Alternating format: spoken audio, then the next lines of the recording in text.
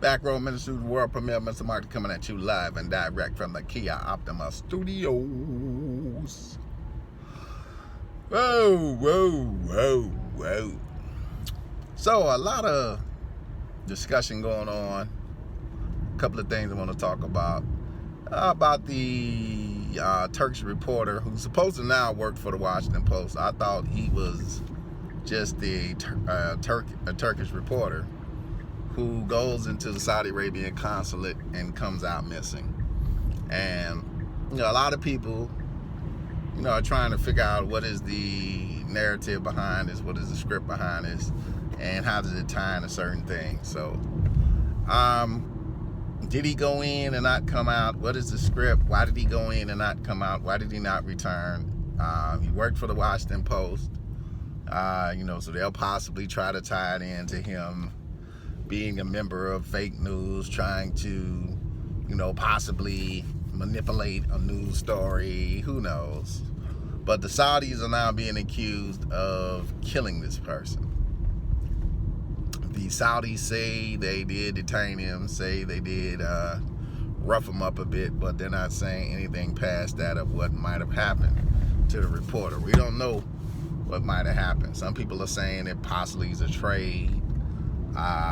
Remember, they got the so-called preacher back that's about as holy as Jimmy Swaggart at a whole house. But, that's one of those possibilities that it was a trade for another prisoner. Who knows? Who knows? But at the end of the day, this all goes back to how these people like to script and stage things to create a new agenda. Remember now the new Saudi royal family, a bunch of young cats have taken over. God knows where the stock market is going to go. God knows how oil prices will be affected in the next coming weeks, because there is this thing about a possible crash in the market. We're already seeing the market going down. Could this be, kind of that bailout moment where companies get the hell out of Saudi Arabia, use this as a way to get out of Saudi Arabia before the market just plummeted? Remember, their big cash crop is oil. And if oil prices just collapse and crumble, God knows what's going to happen to that economy, the Saudi economy. But a lot of strange things kind of attached to that. One being the WWE and Crown Jewel. Crown Jewel was supposed to be held in Saudi Arabia. The Saudis were supposed to have given Vince McMahon all his money to do a number of pay-per-views, and then this story pops up. And I just really did my research on the title Crown Jewel. Crown Jewel has Gematria 47. 47 we know being one of the numbers of foundation. Being a number of foundation is 47. So we see the 47 in that, 43 also being one of those big Masonic numbers that pops up a lot, and its relationship to this Crown Jewel. So Crown Jewel is the foundation for, WWE's making a big move to Fox. They just signed $1 billion contract with Fox.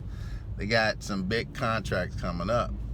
And now the narrative is, well, they can't do this show in Saudi Arabia because it'll make the company look bad. But my whole thing was the script all along for them never to do this show in Saudi Arabia, but is it not in turn a ritual for things that they plan on doing in England? Remember, now we got NXT now that will be in England, and people now will be able to watch wrestling at 3:00 p.m.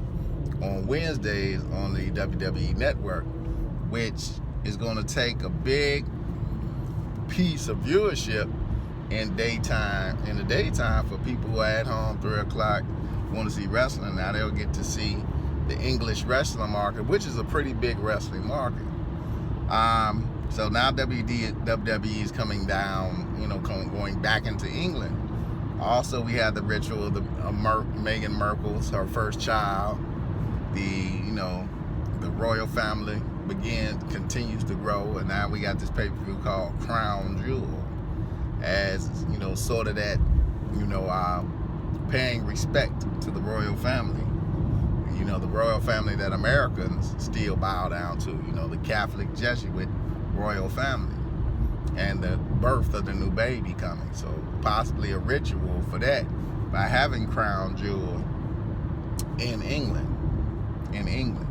So they got this world tournament, a whole bunch of stuff coming out of WWE, but it all was centered around this Saudi Arabian piece and the Saudis, getting caught up in this situation where a lot of companies now are pulling out, and if Vince does this show in Saudi Arabia, WWE is not going to come out looking good. So I think it's always rigged so this show could be in England. I think it has a lot to do with moving this show to England. Remember, a lot of things are going on in England when the NFL and Vince got this whole XFL venture. So let's pay attention to see how Vince McMahon kind of plays into this scripted narrative and how the WWE and the XFL and, their wrestling format as a whole kind of plays into the Saudi narrative in the next couple of weeks, because Crown Jewel will be moved. We just don't know where, but it's also the speculation going to be moved to England. That's the speculation that's out there. Basketball. Boy, I wasted time while I'm doing work on the computer. I do a lot of paperwork for my job, so I said, let me waste time and watch some bad basketball. So I caught the 76ers and the Boston Celtics. If you weren't paying attention, both Boston teams mysteriously won yesterday on a date where numerology kind of favored Boston teams. It wasn't no coincidence in that. But both Boston teams win in just one of the worst basketball games I've seen in my life. A lot of the game was centered around Gordon Hayward coming back from his injury. Maybe I think he broke his leg or something last season. He comes back and looks horrible. I mean, he just looks really, really bad. Kyrie called me Uncle Drew, just missing wide open threes. I mean, threes he shot sleeping, just bricking all over the place. I mean, looking really, really bad. Just really some bad basketball from guys who don't play basketball like that. And the whole scripting of trying to make other people look better. They trying to make Tatum look to be the star in Boston. Give him a lot of the highlights over Kyrie. It really looked bad. It really looked bad. It wasn't a good look from Kyrie or Gordon Hayward. It was just really, really bad basketball. And moving to Ben Simmons and Joe Embiid. First of all, Joe Embiid is playing at the top of the key like he's a guard. Why is Joe Embiid way up there shooting threes and all this other crazy stuff? I mean, it really looked ridiculous. It really looked ridiculous. Ben Simmons, I don't have to say anything more about Ben Simmons. Ben Simmons is one of the worst basketball players ever brought into the league. He has no skills whatsoever. And some people might say, well, Mock, you just a Ben Simmons hater. No, I'm not. This kid has no abilities. I mean, he has no moves. He has nothing.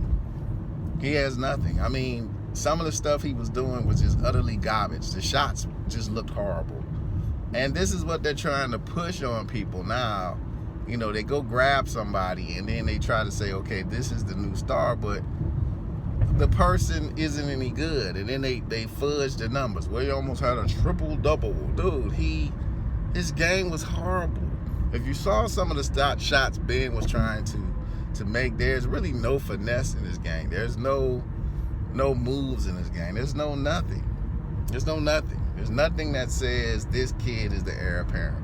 And they're trying to force him onto the populace right now. Trying to force Ben Simmons and Joel Embiid down your throat. You're going to get either Joe or you're going to get Ben. And these are not the guys. And once again, the NBA is making a mistake, is a lot of these entities are trying to create the guy and just not allowing the guy, the girl, to make themselves.